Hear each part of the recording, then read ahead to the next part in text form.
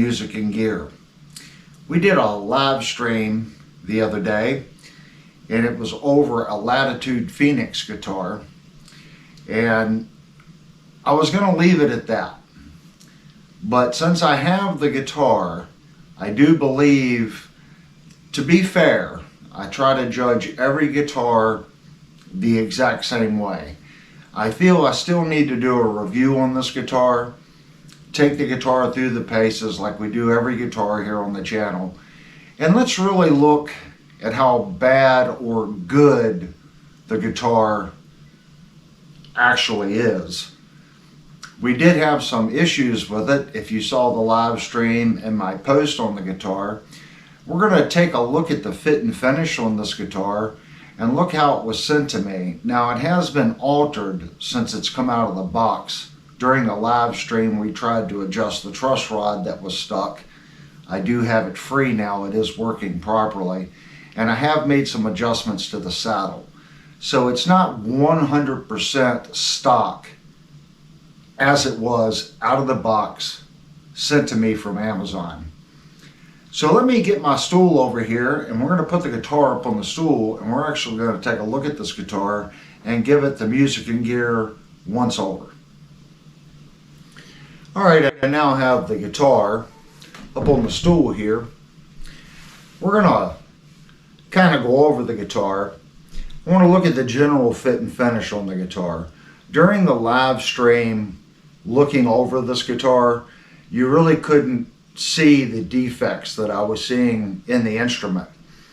During the review, I can take pictures of the defects, and we're going to either post them to my left top, right top. It could be even down here on one of the two bottom corners. Sometimes I kind of mix things up. But I'm going to try to document the things that I'm seeing. It is a matte finish on this guitar, and it is really good at hiding the imperfections. And only on certain light can you see it, and you can run your fingers across it and you can feel it. So let's first start out just kind of looking at the guitar. It is a really cool looking guitar. I believe this is a clone of a Music Man Kraken. And when I originally saw the guitar, I saw that it had a Wilkinson bridge. And I had seen that bridge prior on some prior instruments that we've done reviews on, like Leo James. And I knew that particular bridge had stability issues. So I knew I didn't want to get that guitar. About 2 or 3 days later, I was on Amazon and I saw this one. And this one has two humbuckers and not the humbucker single with a Wilkinson. This is two humbuckers with a fixed bridge. I thought it was really neat. Hey, it's got a fixed bridge, it will stay in tune better.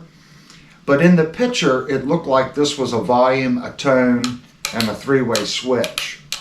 What we actually have here is just one volume, a kill switch, and a three-way switch. And our plug is down here on the end of the guitar. We have a strap button here, and they've put the other strap button on the back side of the guitar because this horn is pointing. So they've attached it here. The actual shape of the guitar I actually like. It comes to this point right here, and there's a chamfer in the body. And this chamfer, and all these lines converge to this point. And there's a small little hook to the body line right here. That's kind of cool looking. I like that. This chamfer comes across, and it does not follow this body line. It sweeps over and intersects here. It seems like it should flow better to this horn and flow back into here. It does angle in, and these 2 points don't converge on the tangent of this radius. But it is a nice chamfer. When you're holding the guitar, if you look at where your arm is resting, the chamfer is matching the resting spot of your arm. So when I was playing this guitar, I did notice that it felt comfortable here. Even though this point seems like it's on your arm, right where your arm would be laying, you're actually, when you're playing the guitar, you're muting here. So you're back behind this point of the guitar. So it's actually comfortable the way they've done this. We do have a large scallop chamfer. We'll call it a scallop and a chamfer because it goes all the way back to the back side of the back of the instrument. And actually I like that. That's a really cool detail. It's really neat. This chamfer here does not do that. It just runs into the side of the body. So you can see the difference here. This chamfer is going all the way to the back. Then it's coming around, coming through here, and then this chamfer is picking up for the bottom right here. And again, this does not align to the tangent point of this arc. It is off a little bit. But again, it's a nice chamfer. This edge through here is a little less than 1/8 of an inch round over. So it's probably 3/32 to a 1/16. They've done more than broken it's more than a broken edge. It is rounded over just a little bit. And it is quite consistent. It is nicely done. What I'm seeing though on this chamfer, when this was dressed, when it come off the machine, and this was done with the palm sander, there are spots where they took the palm sander and run over like this. And it's not a really crisp break. Like right here, it's been rounded over more and it's very crisp through here. Here it's crisp and it's rounded over. Crisp, rounded over, and crisp. It's very hard to keep that line crisp with hand tools, but I'm guessing that's what transpired here. That this is just a sanding error in the top. I'll flip the guitar over, we'll look at the bottom side of the guitar. Here we have 6 ferrules, and the ferrules on the guitar are actually set very well. They are all very even with themselves. I don't see any issues with the bore when they bore the guitar and press the ferrules in. The ferrules are done very well. The exception is the 4 screws that have the washers that's holding the neck on. There is some tear out on these bores. They bored into the body a little bit for these solid inserts, for these screws to go through the body and then into the neck of the guitar. This particular screw here has 2 little chip outs. This one has 1. This one has a couple chip outs, and this one's a little out of round. It's almost like the machine skipped. We do have a small chamfer right here on the back of the seat. And again, we have that 3/32 broken edge everywhere else. We do have a back chamfer here, and it chamfers and breaks on the center of this cover. And of course the cover is just bent because I guess it would be considered a rabbet. This rabbet joint that they've put in this wood is following this contour, so the plastic is bending following that rabbet. The piece of plastic really does not fit the guitar that well. I'll throw a picture up right here. You can see the radius of the plastic really doesn't match the radius in the woodworking on the milling from the CNC. It's also has some damage right here where there's I don't know if that was from the cover or maybe they polished the guitar too much and went through the matte finish, but I do see bare wood right here. And there's a little spot right there. There are a couple little scratches in the finish right here. And then all over the surface of the guitar, there are these small little rough spots. It's like particulate. in the paint.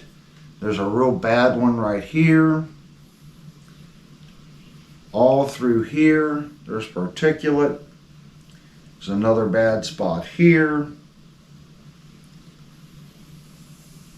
It feels smooth, but you can feel, like right here, I can't even see it, but I feel something.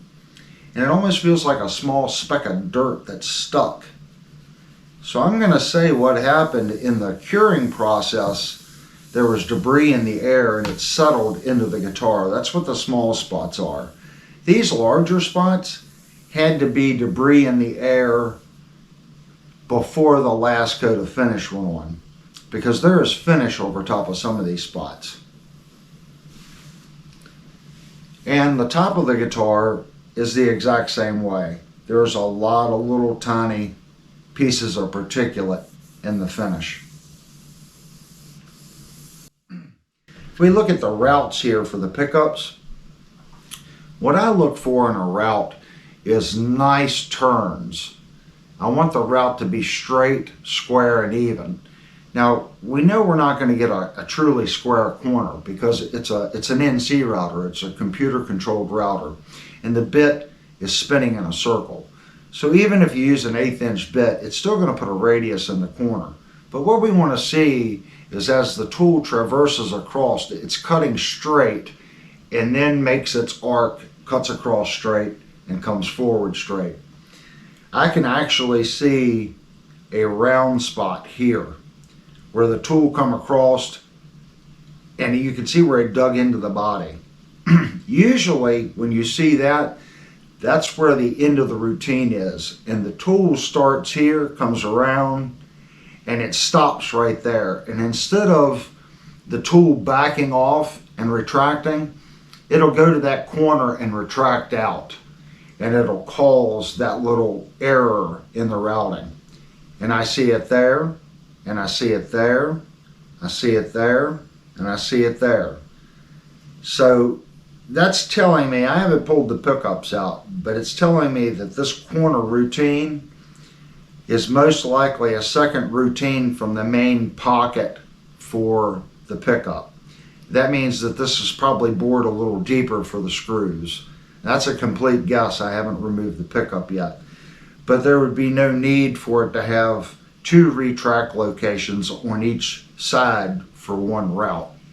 So that's telling me that there was two different routines. This guitar also has the spoke wheel down here at the base of the neck of the guitar. During the live stream, I could not get this spoke wheel to turn. I bent one tool trying to get it to turn. And during the live chat, there were some comments, just turn it. It came from Amazon. If it breaks, you can send it back. So after the live stream, I was like, I have nothing to lose. The guitar is non-functionable the way it is. You gotta be able to adjust your truss rod for a guitar that you're gonna keep. The neck's gonna move season to season, and as the guitar ages and you change the strings, change the gauge of your strings, you need to be able to adjust that neck to offset your string tension. So I went ahead and really just leaned on it. It made a very loud pop. Then it started to gradually turn, and it felt really sticky and gritty. And I just kept working the tool back and forth, just 1/8 of a turn, just like this, back and forth. And I eventually got it to where I could go from one side of the neck to the other side of the neck with the tool. It still feels very tight, but it is working. When I put the straight edge on the guitar, when I make an adjustment, the neck is responding to the adjustments. So it is working right now. If we look at the route where that is, it's a nice clean route in the neck. I'm not seeing anything peculiar. It comes down and there's a slight chamfer on the edge of the neck before it comes to this flat spot where the spoke wheel is.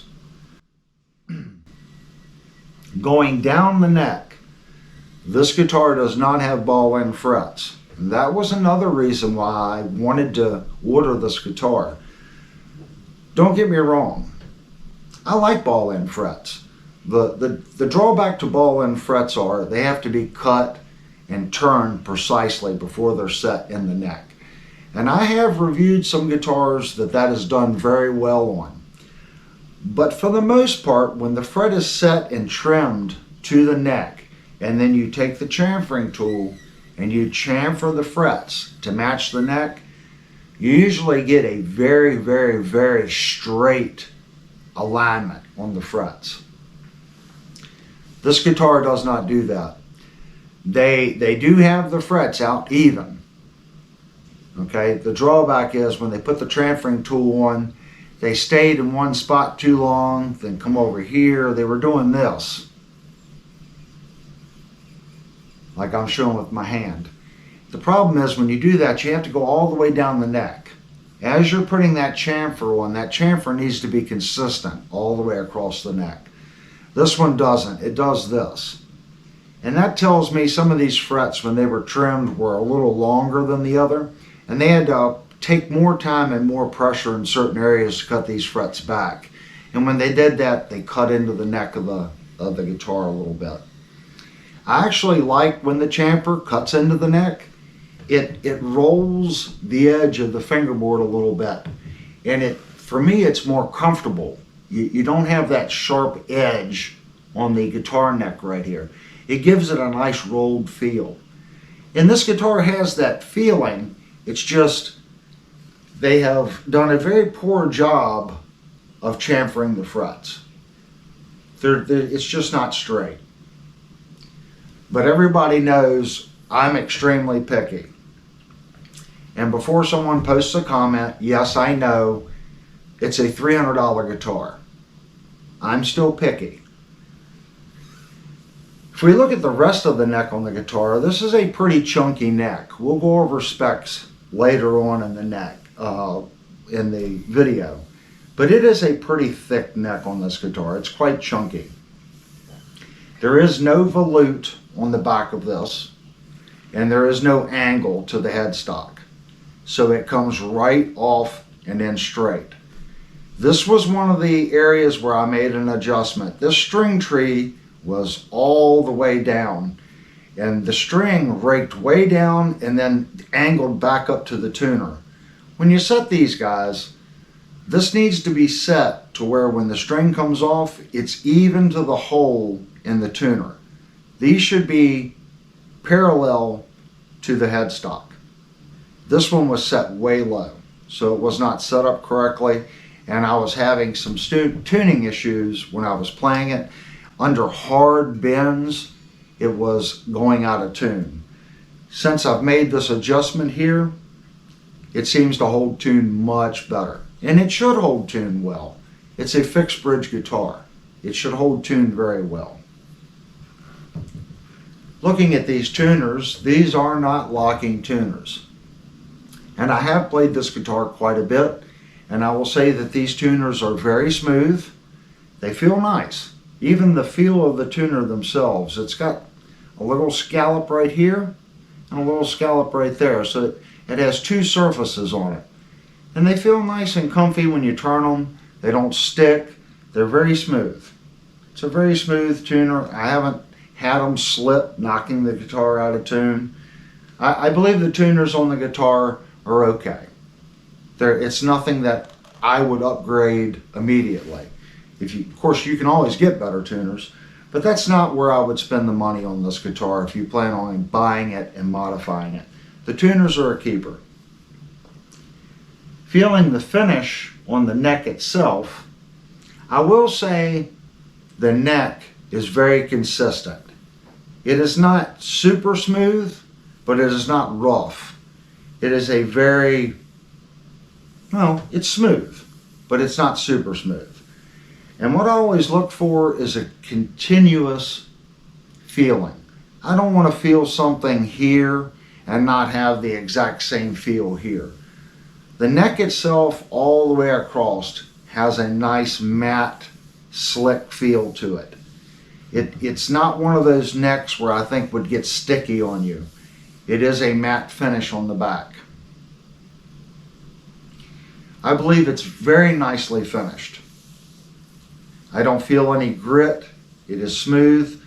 but I do feel the grain of the neck on the back.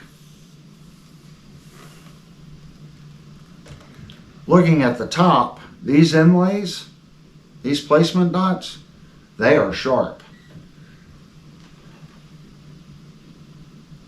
They have a lot of color in those inlays. I like colorful inlays. Some people don't like them. They like the plain Jane black inlays. I like inlays that have all these different colors, the blues, the pinks, the browns, the greens. It adds a lot of flair to the neck of the guitar. It's very nice. There's nice inlays. If we look at our frets on the guitar, the frets, I don't see scratches on the frets. I can tell that they were gone over and they were cleaned. They don't feel scratchy. The frets feel very smooth. The drawback and what I see in the frets when I look at the light, the crown is very flat on these frets. I like a little bit more of a radius on the fret. The crown is very flat. Especially out here on the ends. If I get the fret in the light, I can see the flat spot going across the top of the fret. But when you get towards the end of the fret, that flat spot widens out and then it goes down the angled cut, the chamfer on the fret. So from the chamfer, it gets thinner across the top, and then when you get, sometimes it's a little past the high E before you actually get to the nice radius of the top of the fret. But even at that rate, all these frets, in my opinion, there's just too much flat spot. There's too much flat area on top of the fret. The top of the fret was not dressed enough to give it a nice crown. But I do not see any tooling marks in the fret. So they were done and polished and cleaned up. It's just I would prefer more of a crown on the fret than that. These frets are very tall. That was the first thing I noticed when I picked the guitar up and played it. This is a larger fret than most budget guitars use. This is a tall fret and it's wide. You could get a couple fret levels out of this fret. And if you like a tall fret for being able to get your finger under the string and dig in, this fret's going to give you that. This is definitely a jumbo fret. Looking at our bridge back here, the bridge is very nice. I don't feel anything sharp. I've played this guitar now for about, 2 days, and there's nothing sharp on the bridge. A couple of these screws are sticking out past the saddles, but they're not sharp. So either they got very lucky or they've actually polished the ends of the screws to take that sharpness off of them. The low E and the high E, both screws are sticking out. The A and the B is almost flush. And then your center saddles, it's below the saddle itself. The screws back here feel nice and smooth. The whole surface, when you run your hand across it, it's very smooth. It's a nice bridge. I have no issues with the bridge whatsoever. The switch,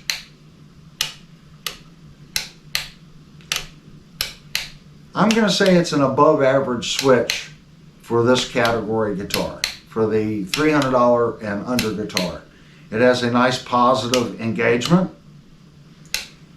and it takes a little bit to knock it out, but it's not so much to where you're really going to have to smack it. It's firm enough to where it's not going to jump out of position, and there's very little jiggle in the top position, lower position. There is some jiggle in the center position, but it's a good feeling switch. Our volume control is very smooth. If you're a pinky player, this volume knob is going to cooperate. I think it's firm enough to where if you danced around on stage, it's not going to jump positions and go down on you. But yet it's easy enough to take your pinky down when you're playing it and kind of spin it up and spin it down. It's a very smooth, nice feeling potentiometer. This right here is a kill switch. And when I first plugged this guitar in, I was having gain issues. It was like it wanted to sound really mean, and then it would fade off really quick. And at first I thought it was my line 6 stomp causing the issue. I thought maybe my input gain was off, and I checked everything, and everything was good, and I kept playing the guitar, and it just sounded really mean for 1 second, and then it would sound kind of like it was choking itself off. I started playing around with this kill switch, and I noticed the first time I used it, the guitar got that mean, gainy sound to it again. And then it went away after about a minute of playing. So I kind of played around with the kill switch again, and it seemed to help. It would come and go. The more I played with the kill switch, the better it got. Now the guitar does not suffer from that issue. I believe there was some dirt in this contact switch, and it was preventing the full signal from going to the output jack. It does seem to be working now. If this was my guitar, I would probably bypass that. It seems like if it got dirty just from sitting in the box from the manufacturer to me, that's telling me if I hung this guitar up on the wall and 2 months later I picked it up and played it, I'm most likely going to have to sit here and push this button and clean that contact to get the guitar to function properly. Maybe it had oil in it, I don't know, but pulling it out of the box and having to toy with it like that to get it to work is a red flag for me. I'm not going to do anything with it right now. We're going to play the guitar, and if it does it again, it'll be bypassed. Trying to think if there's really anything else. Oh, yes, one more thing. The nut on the guitar right here. If we look square on, the nut on the guitar is set this way.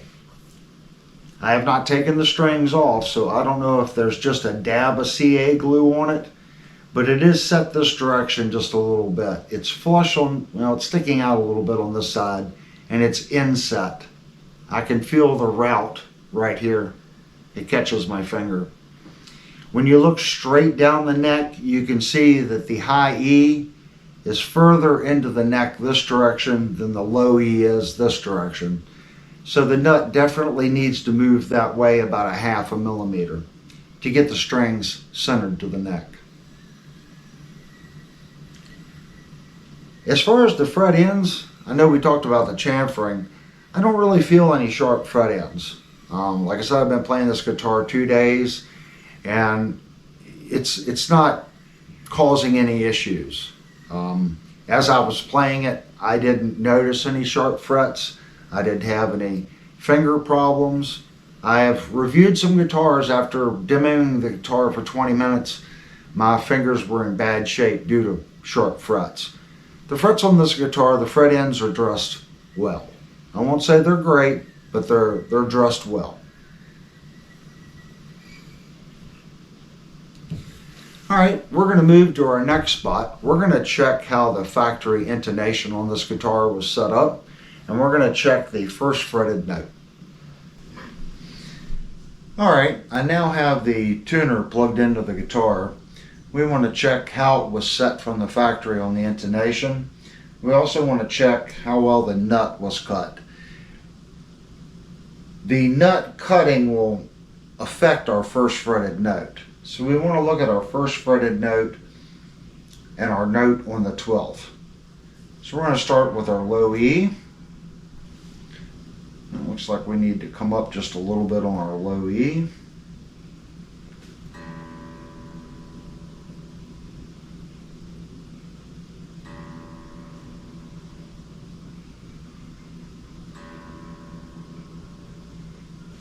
There we go.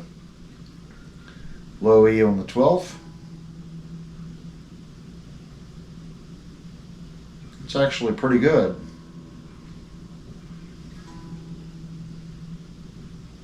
very consistent. Now let's check our first fretted note. And our first fretted note is sharp.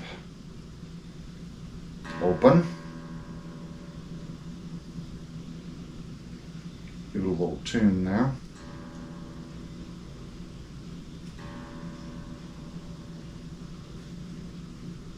First fretted note. Yep, our first fretted note is sharp. There's our A.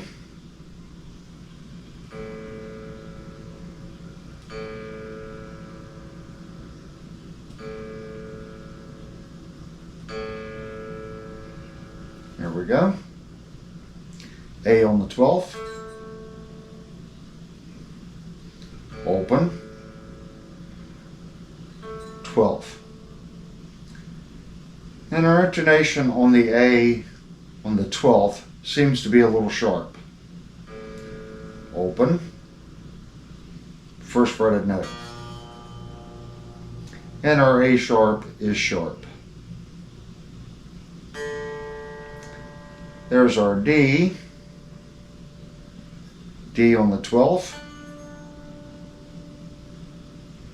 Open. 12th. And it's a little sharp because if we do our open, we can see it's dropping off a little bit.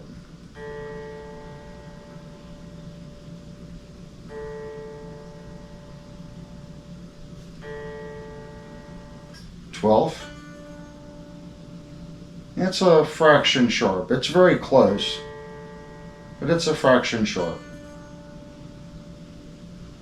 But it's pretty close. Let's check our first fretted note. There's our open. First fretted note.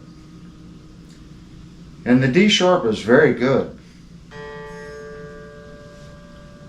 We can see we are falling off a little bit there. Let me tune.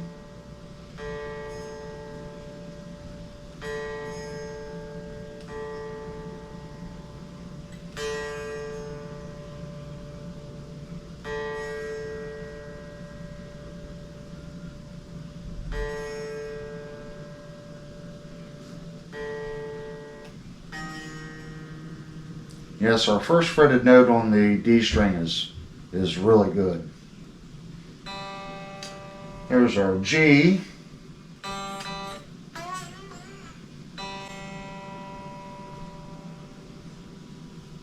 It's falling off just a little. Here's our G on the 12th. That's so close, I'm going to give it a little tune. 12th.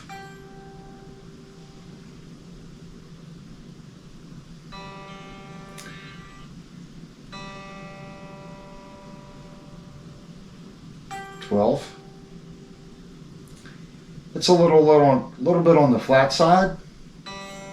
And I've said this many times, if I'm setting intonation, I would prefer the 12th to be on the flat side. Flat is a little more pleasing to the ear than a sharp set intonation. But it's pretty close. Here's our open. And you can see our 12th is falling off just a little bit. So let's check our first fretted note. There's our open. And our G sharp is just a little sharp. Open. G sharp. It's actually pretty good. Here's our B.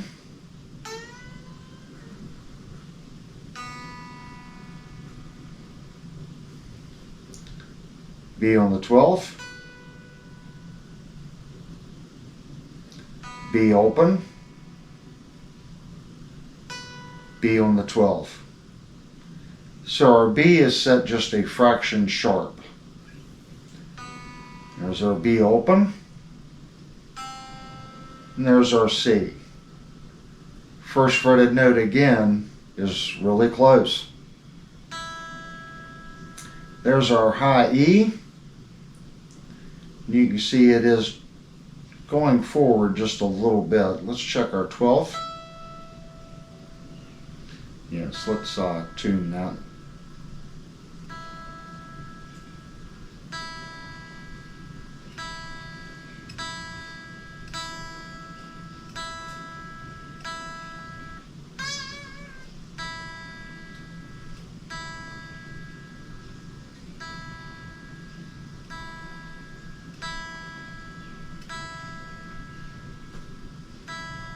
There we go. E on the 12th. Open. 12th. So again, very close. It's just a fraction short. Let's check our first fretted note. And our first fretted note again is very close. So all in all, I'd say the setup as far as the intonation and the way the nut up top is actually cut is pretty good from the factory. It's not perfect, but it would take very little work to get this guitar to really sound right on your open chords. Now we can go through and we're just going to double check our average notes across.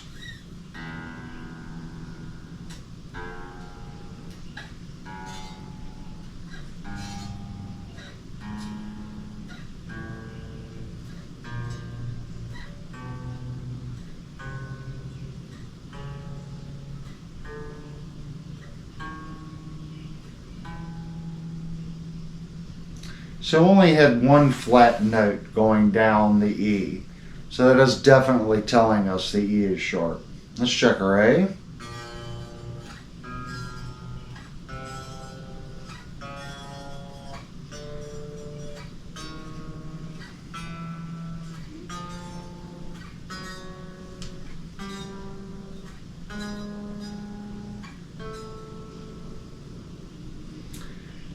Yeah, and it's telling us that the A is a little sharp. We had more sharp notes than flat notes if you're setting it to an average.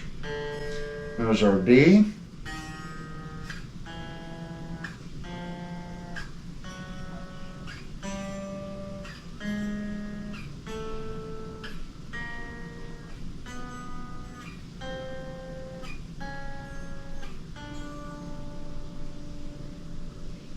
I would bring the D back just a fraction.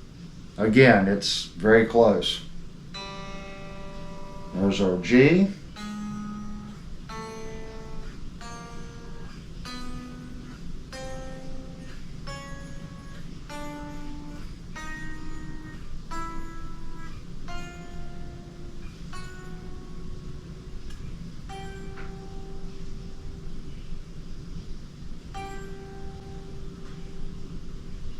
I don't think I would mess with the G string.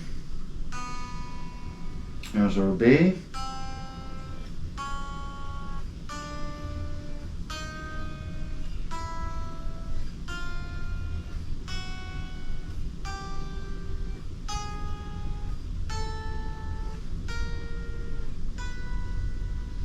And I would bring the B saddle back a little bit. On average, there's more sharp notes.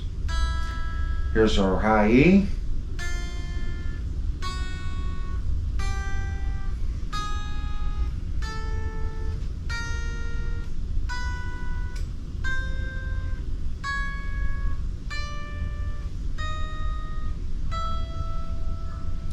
And again, I would bring the E saddle back a little bit. There was more sharp notes. And that's about what it was telling us on the 12th. Sometimes there are variations. It depends on how you want to set your guitar up. Okay, we're now going to check the straightness of the neck and look at how well the frets were leveled. I received the guitar and the truss rod on this particular instrument was stuck. Whether when they glued the fingerboard, the fretboard material on the other part of the maple and the glue got down in the adjustment, or it was just stuck from corrosion. Either way, out of the box, the truss rod on this guitar did not move. As of right now, well, it was moved. There it goes. it is moving. Yep, there. So you can see that I do have the truss rod moving.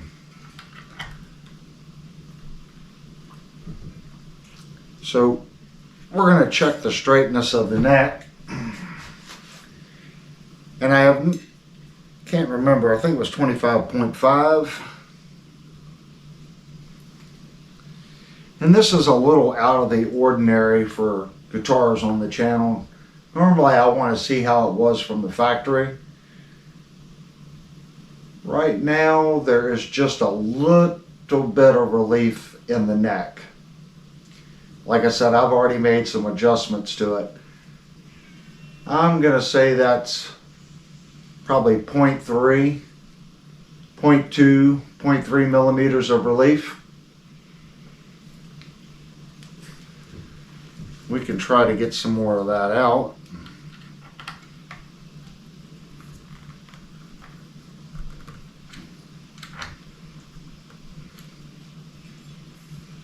Check it again.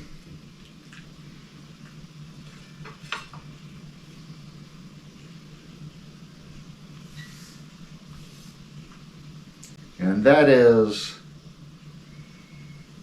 almost perfectly straight. I do see just a little bit of light right here, maybe 0.1.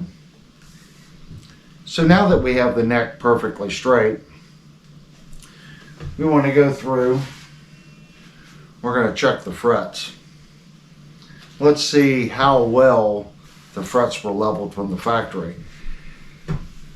I'm going to go into squirrel mode, and that's everyone's favorite part on this channel. Go into squirrel mode, I'm going to go through, check all the frets. I'll go out of squirrel mode if I find a bad fret.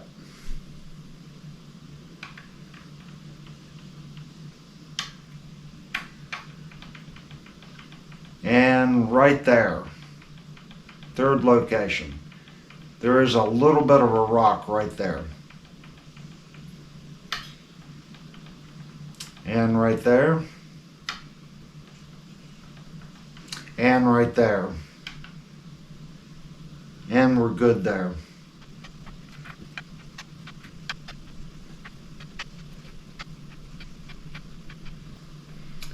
And right there. There's just a little bit of rock right there.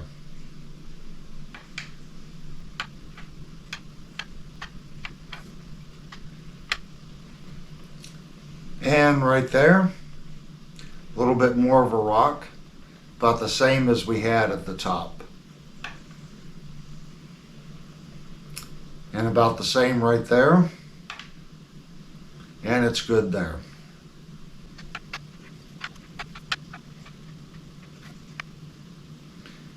And right there, it's barely there, but there is just a little bit of rock right there.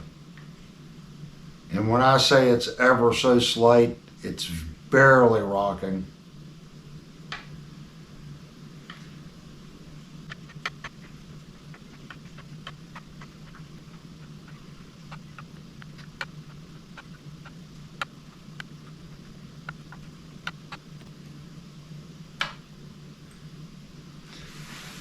So I found 3 spots. The third spot, when I say it was barely, I could probably hit that just with some steel wool and clean it up, and that spot would probably go away.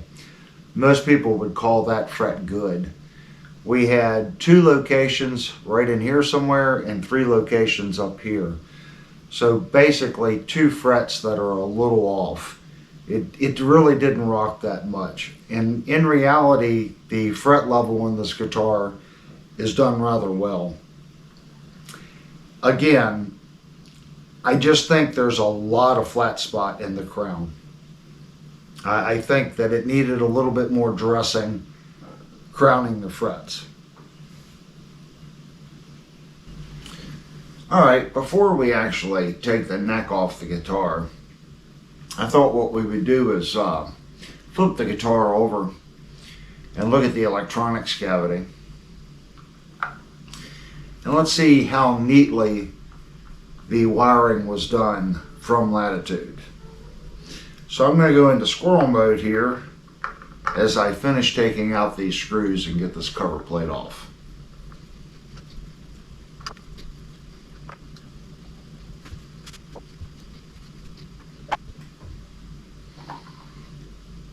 Alright, here's our cover plate. There is no shielding on the back of the cover plate, but it does have 5 screws that's holding it on.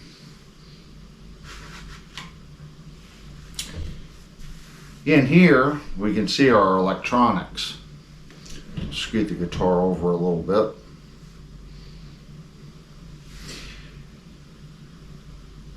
And everything in here looks kind of tidy. I'm looking at the sheen on these solder joints. It's a very nice sheen on that joint. And I can see the wire went through the hole on this terminal. I can see where it was tinned, they pushed it through and then soldered to the terminal on that one. This one looks like it's laid on top. We can see it here on the red wire with 3-way switch. They did penetrate that wire through the hole and then bond it. The same with the white. And the same with the center connection. And something I see that I really like right here. This is the braided ground wire that wraps around your center conductor. They have tinned that all the way back to where the shielding is. And that prevents fraying. It'll also prevent the guitar from having intermittent shorts in the future, as those little wire frays may hit a different terminal block and cause intermittent shortens. They have brazed that all the way back to the PVC coating. That's nicely done.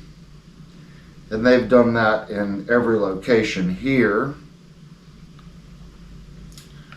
Looking at our wire coming down to our potentiometer, they've done it here as well. They've tinned that all the way back to the PVC jacket.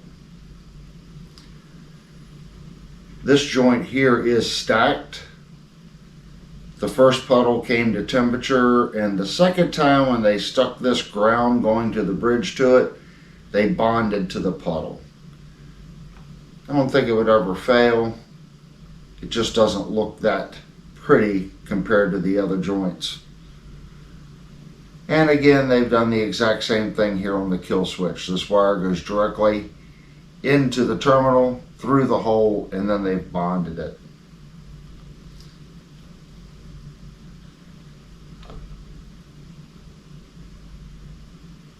All in all, I would say this wiring is done very well.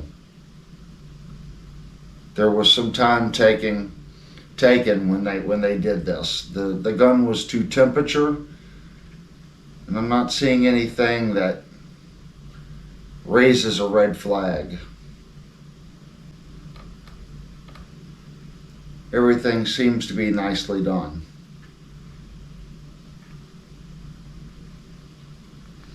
And everything is snug in the cavity.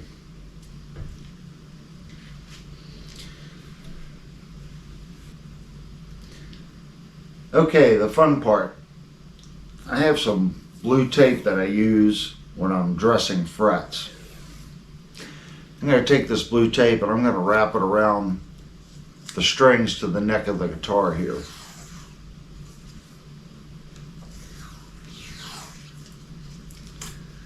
I'm really not wanting to put new strings on this guitar. So we're going to loosen the strings and take the neck off the guitar and check the neck pocket.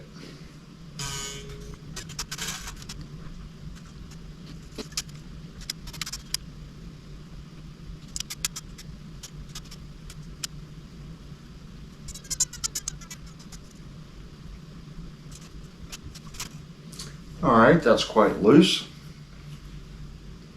Let's flip the guitar over.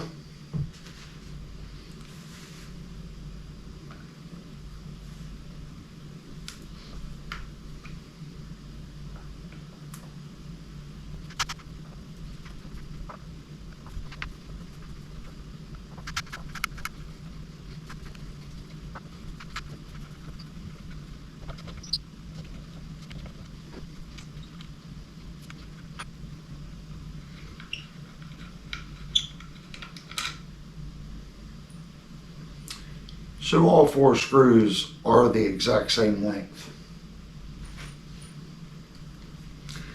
So I'm going to flip the guitar over and I'm going to try to take the neck out.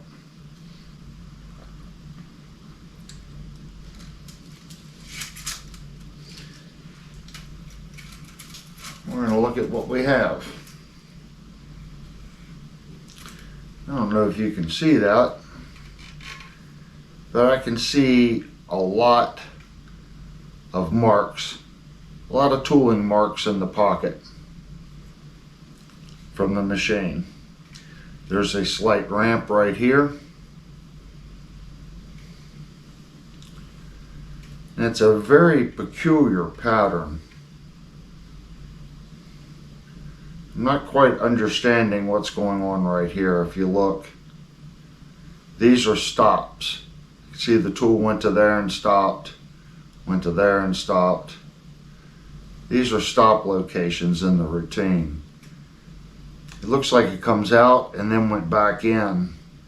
Not really understanding why that would be.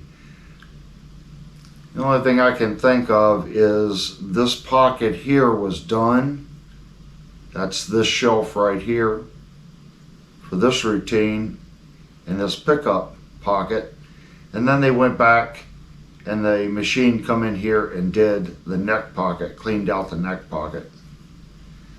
That's going to be my guess on what was going on there. Looking at our neck, we can see that we have a shim. So we do have a shim on the neck, and that's just a piece of paper.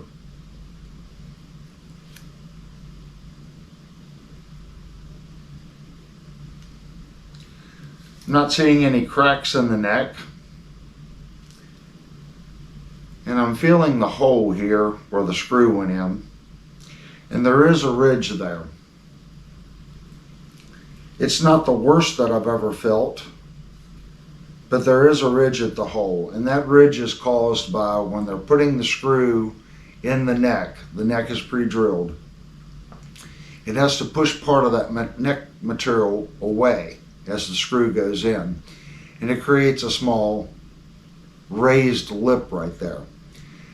The more it does that, the less surface contact you have here.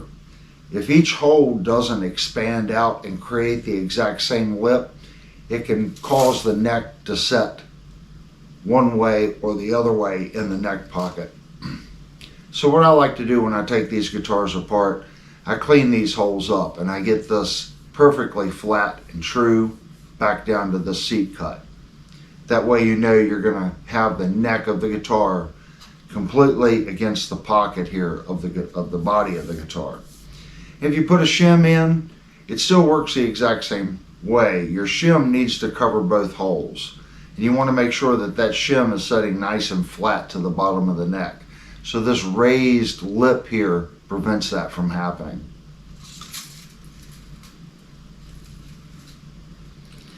All right, I guess the next thing we need to do is to get these pickups out, and we need to look at the pickup routes. Okay, what I've done here, I still have the strings attached to the neck, but I've shot the neck under the stool for the supports, so the neck is under the stool, just so we can work on the guitar temporarily. So right now I'm going to take this pickup out. We want to look inside, see what's going on. Take a look at the route.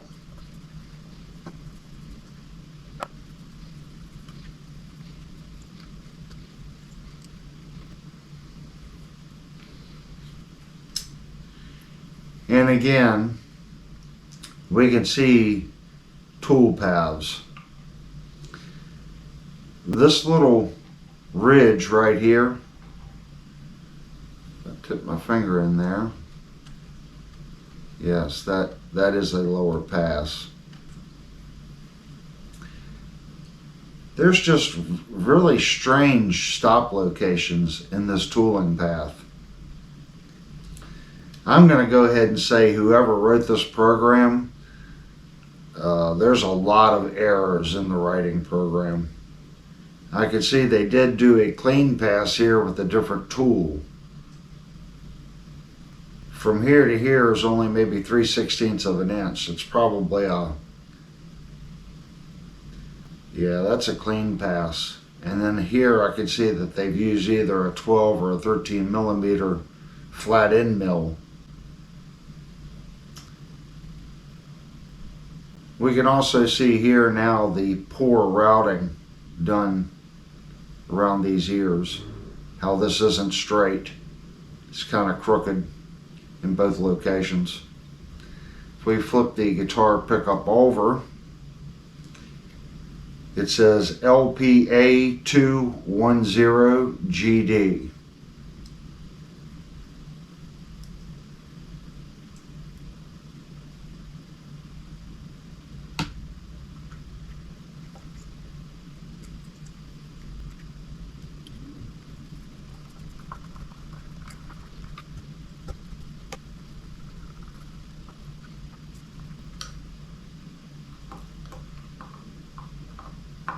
Now moving to our bridge pickup.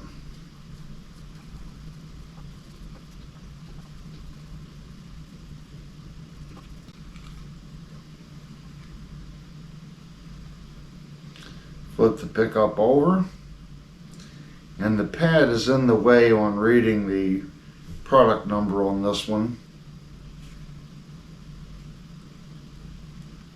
Looks like LPA210GD. And this one is marked bridge. And again, with this tool path, this may be the worst guitar I've seen as far as the programming. It doesn't really hurt anything. As long as this clean pass, the finish pass, is good, I would say no, this really doesn't matter.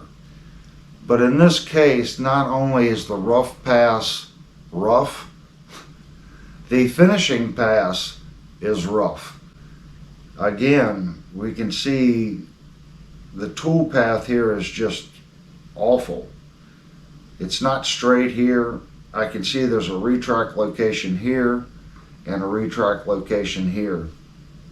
Earlier in the video, I was thinking there was two different routines going on. They came in, milled the large pocket, and then come back and milled here, and then milled over here to make these two little sections deeper for the screws.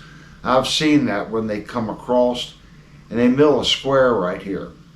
And that's only for this little shoulder on the pickup to have room to clear the base of the pocket so it has room for adjustment. They didn't do that here. So I'm not really sure why they have a retract here and on the other side, unless the programming of the tool path is just so bad.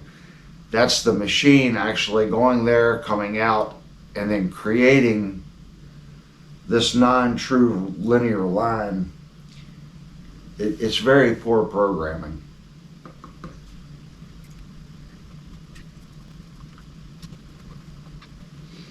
Right there, I need to flip it over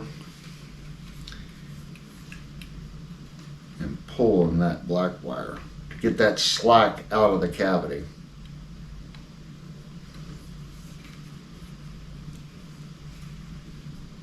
Double check it, make sure it's compressing properly. Feels like it is.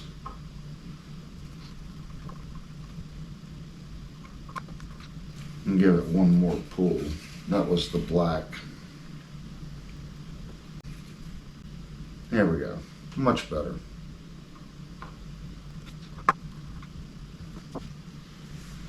Okay. I think our next thing we need to do is to get our calibers here. And you can see I did lose a string off the neck of the instrument.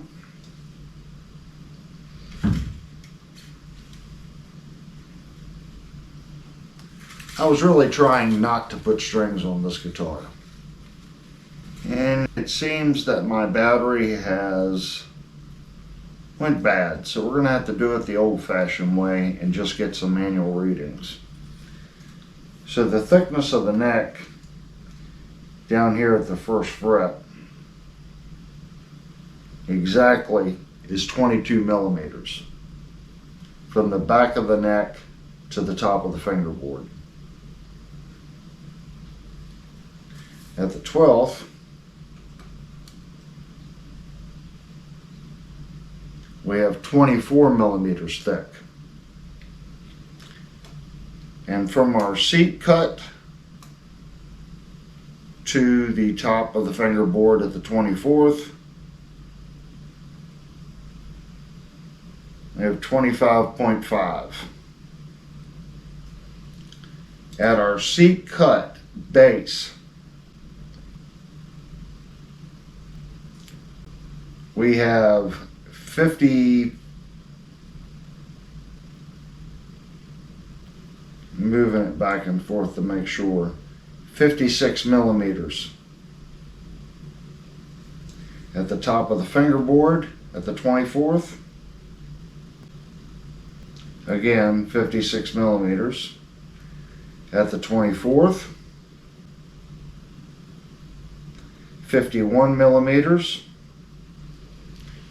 And at our first fret, 43 millimeters. So it does have a 43 millimeter nut. And for those that are curious, our string spacing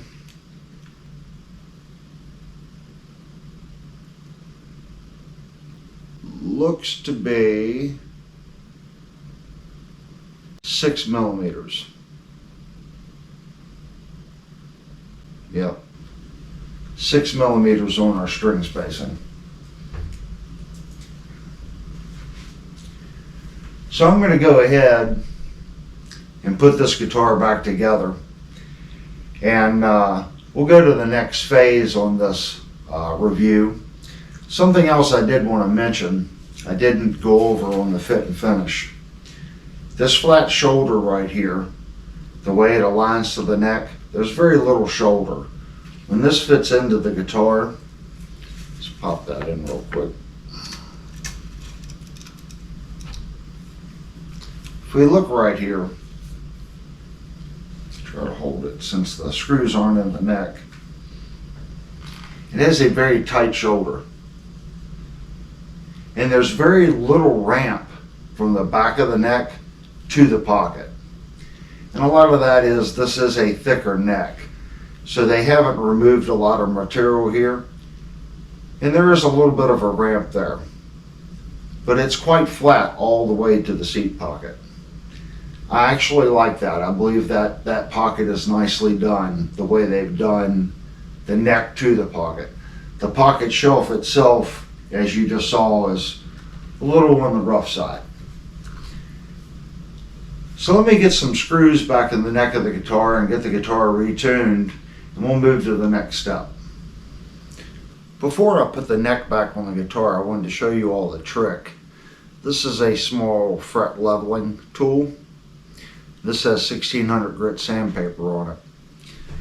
So what we had just talked about were these small ridges left in the neck from where they put screws into the neck here. So all I'm going to do is take my tool, and I'm just going to go across those holes just a little bit. I want to make sure that our surface here is nice and flat. And where you're sanding, you're not going to see, because it's setting into the body of the guitar. You just want to get that nice and smooth again. Just go back and forth.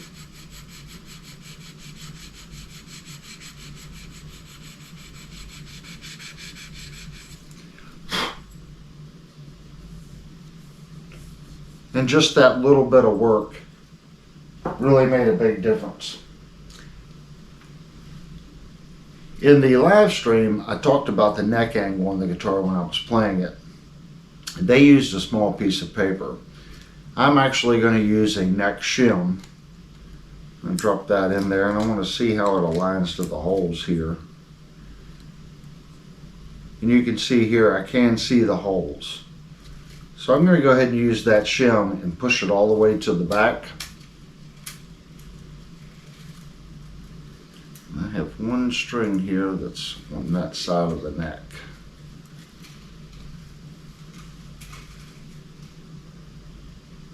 I'm going to drop the back side of the neck in the pocket. You want to make sure that that shim stays in the back. That's where we want that shim to be. So I'm going to try to keep pressure on the neck. And flip the guitar over. And it did shift on me. The back of the neck stayed in the pocket. And take our screws here again. And since we're looking in here, these are the washers. And we want to look at the bore right here where that washer is. And in reality, with all the other bad boring and CNC work on the guitar, these bores actually look pretty decent on the bottom. I've opened some up and they've bored too deep, and they've taken glue and sawdust and put down in there, and they push down on the ferrule until it's flush with the body because they've done an inaccurate bore. I'm not seeing that on this guitar. The bore did stop exactly where the manufacturer wanted it to be. And the next thing, you can see that I can push that screw through the body of the guitar. That's what you want to feel. It does grab, I can make it thread, but it allows me to push it through the body of the guitar. That allows me to tighten these screws and get that neck to really come back and be tight against the seat cut of the body of the guitar. That's what you're looking for. If it's binding up too much here, the threads bind on the body of the guitar, and you'll have an air gap between the seat cut of the neck and the seat cut of the body.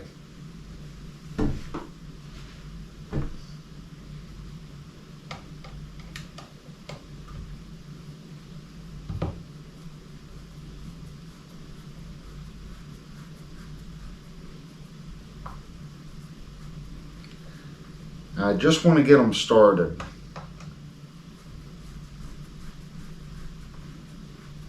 I'm going to make sure that we're going back in the original holes.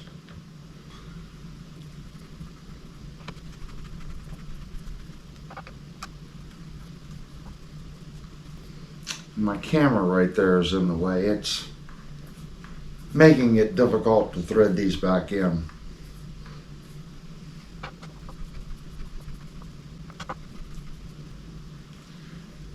Now I do not have those tight. I've just run them down very loosely. I'm going to flip the guitar over. We're going to straighten out our strings now because they are all over the place from having the neck off the guitar. Alright, they're back in their locations. I'm just going to put a little bit of pressure on the low E and the high E. And you can already hear that our neck shim brought the back side of that neck up.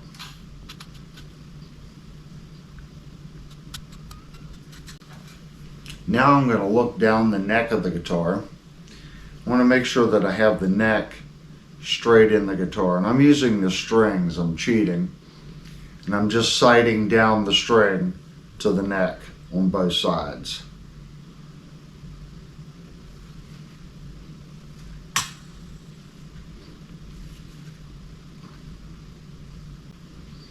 That looks pretty good right there. So now I'm going to gently flip the guitar over. Now I'm going to put a little pressure on these screws.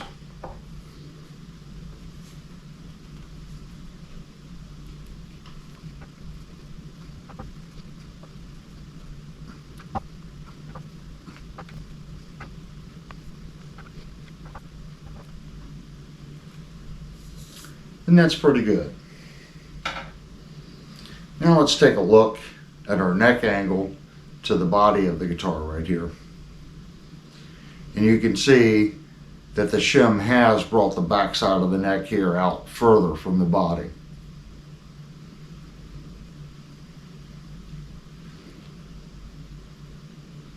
I believe that's going to fix a lot of the issues we were having on the live show. Okay, I'm going to go ahead and retune the instrument and we'll get to the demo section. Alrighty, I now have the guitar reassembled and I want to go over a couple of the things on how the guitar is set up because we did have it completely disassembled. I have our action gauge here. I'm going to check it on the 12th. And at the bottom of the low E string to the frets, I have 1.25 millimeters on the low E. And I have exactly 1.25 millimeters on the high E on the 12th. There is just a little bit of relief on the neck. The string is just barely moving on top of the frets. If I put my straight edge on it, it has about 0.2 millimeters, 0.3 millimeters of relief. So that's how I have set up the guitar. So now we're getting ready to move on to the demo section. Let's hear what this guitar sounds like. Okay. I now have the guitar plugged into my HX Stomp. Now I'm running from the guitar to a Joyo American distortion pedal. Out of that distortion pedal to my Line 6 Stomp. The Line 6 Stomp does have a amp simulator and a cab IR on it. I'm just coming out of that, going to my control room monitors here with my Mackie board. So you could run that directly to your DAW or any standard stereo amplifier because it's already doing the amp simulation and cab simulation in the Line 6 Stomp. We are on a clean channel and I am on the bridge.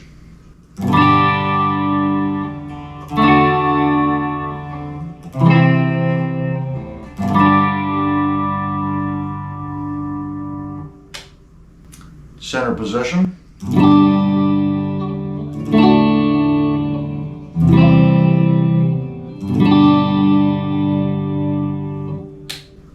Neck position.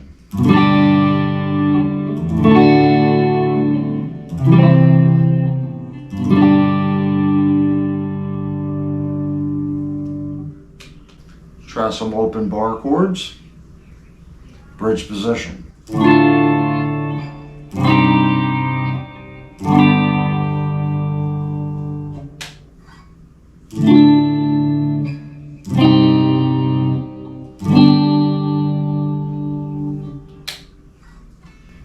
Neck position.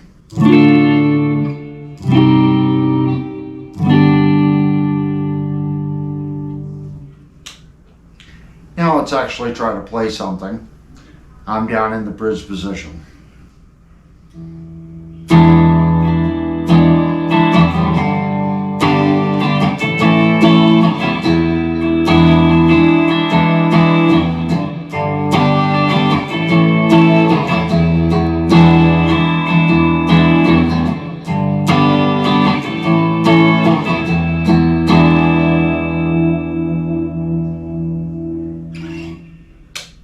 Let's go up to our center position.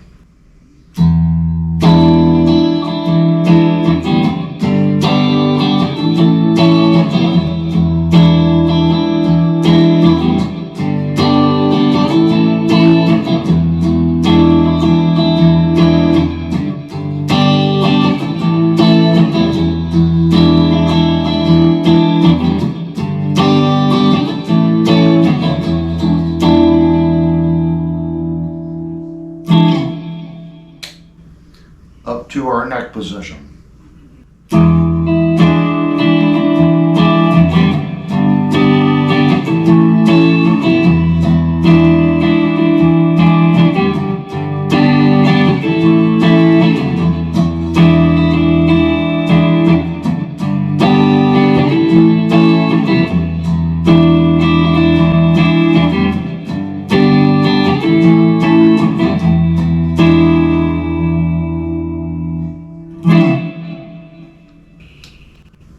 Okay, those were all of our clean tones. Just a quick demo demonstrating some clean tones.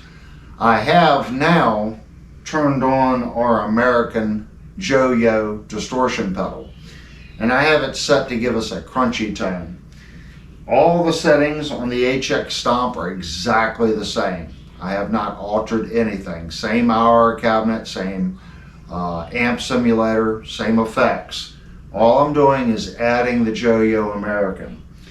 The low is set to 1, mid at 12, high at 12, level is at about 10:30 or 11. Our voice is at 12 o'clock, and our drive is at 1 o'clock. Start out in our bridge position.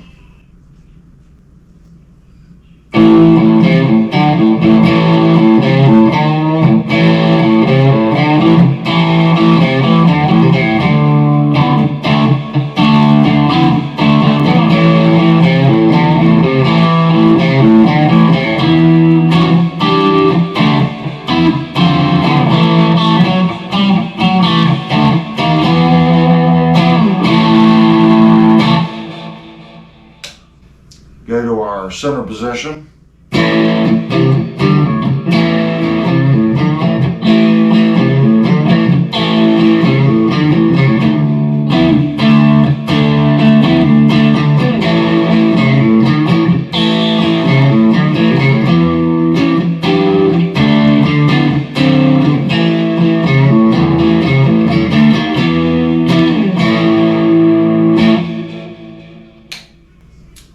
Up to our neck position.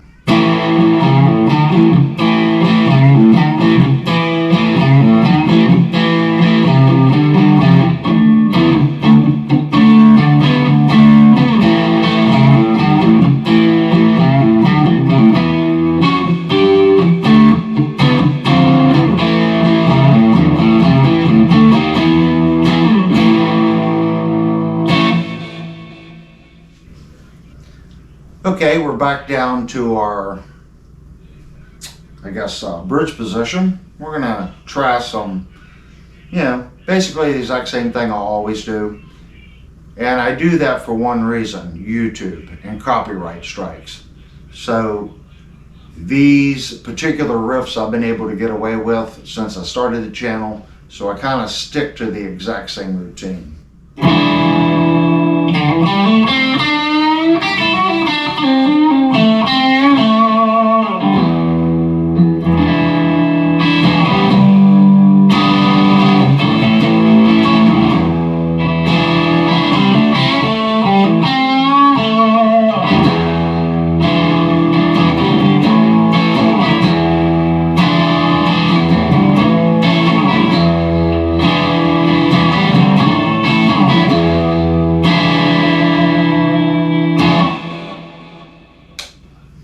Let's move up to our center position.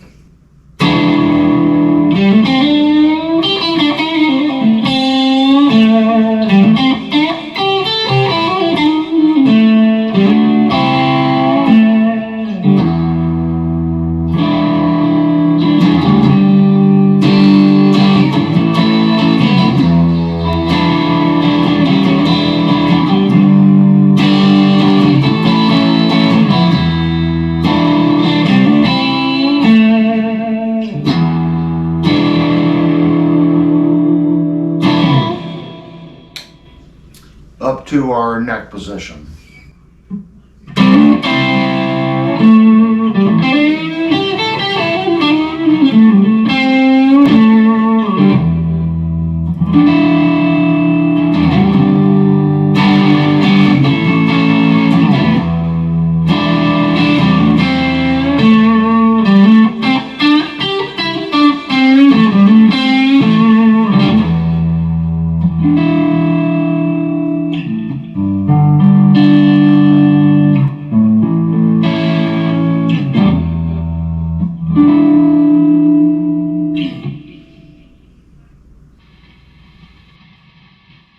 Okay, I've added more gain, and you can tell by how much line distortion there is. The one drawback to pedals and stuff like that, when you start stacking stuff, you get a lot of line noise. but you can tell that the gain is cranked, and that's about as much gain that I can get out of the Yo-Yo American pedal. So we're going to start out in our bridge position.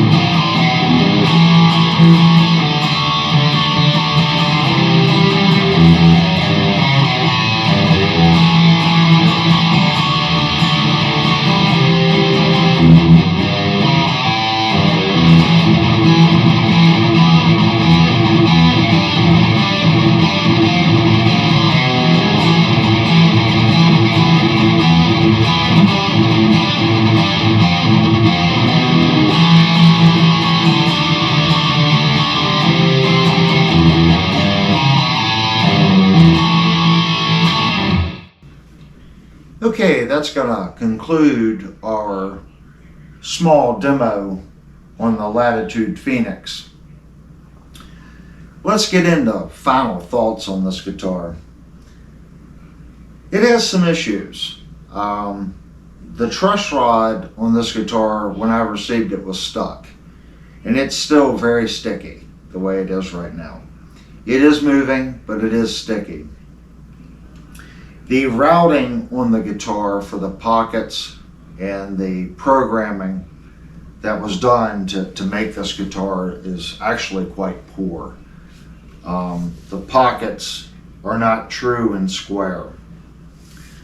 The finish on the guitar has multiple spots where particulate got into the paint.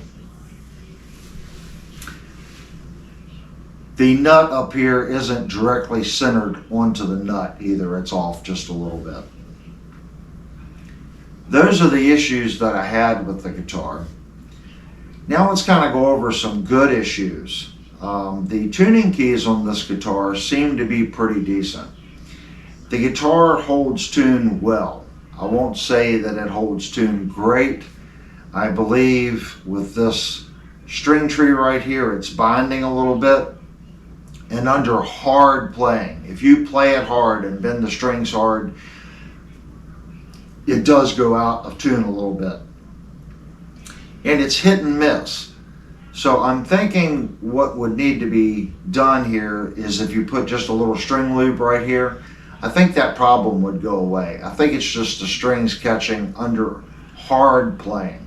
If you play normal leads and you're not bending and really stretching the strings, I didn't have an issue with it. But if I played it hard, I could knock it out of tune. But the tuning keys I don't think are slipping. They feel smooth and they don't feel notchy. So I'm going to say the tuning keys on the guitar are pretty decent. The next thing on the guitar that I feel is really decent are the pickups.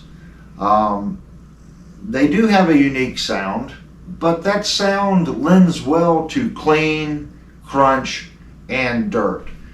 I think there's a large variety of tones that you can get out of these pickups. Not only do they sound really beefy in the bridge position, in the center position and the neck position, I was able to get some really nice sounds out of it.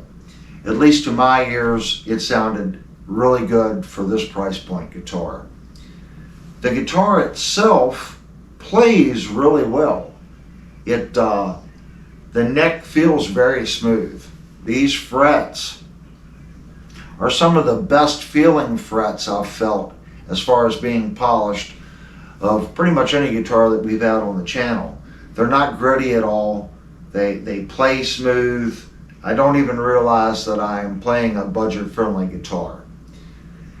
The one issue I do have with the neck, and this is just a personal preference that I have, the neck seems to be a little thick on the guitar.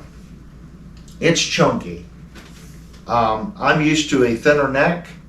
I did get used to the neck playing it, but on this type of instrument with this body style, I truly think the neck should be a little thinner on it. It feels kind of out of place when I first pick the instrument up until my hand adjusts to the thickness of the neck. It is smooth. It's not sticky. It's just a little chunky for this style shred type guitar. Oh, we did forget one thing. The kill switch. When I received the guitar, it acted like it had a gain issue. And after playing with the kill switch back and forth, it eventually went away. So I think there was some dirt or something in the kill switch. It is not doing it now, but I think it could be a potential problem with the guitar. The volume pot and three-way switch feel nice on the guitar. They don't feel cheap. The three-way switch has a nice solid feel to it, and the volume is very smooth.